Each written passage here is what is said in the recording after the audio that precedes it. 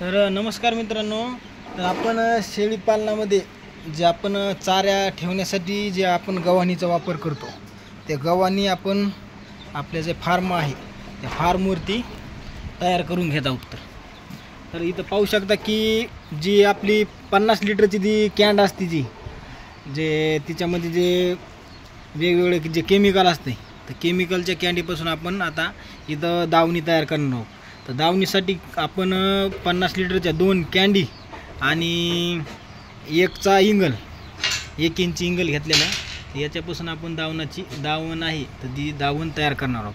तर दावणीचा संपूर्ण व्हिडिओ पाहण्यासाठी चॅनलला सबस्क्राईब करा, जेणेकरून तुमचं जे आपण ह्या जी प्लास्टिकची जी कॅन्ड आहे, कॅन्डीचा वापर याच्यासाठी करत आहोत की हे जास्त काळ टिकावत आणि हे खराब होऊन सडू नये। तर त्याच्यासाठी आपला असा प्रयोग करणं चालू आहे। तर व्हिडिओ शेवटपर्यंत बघा नक्की।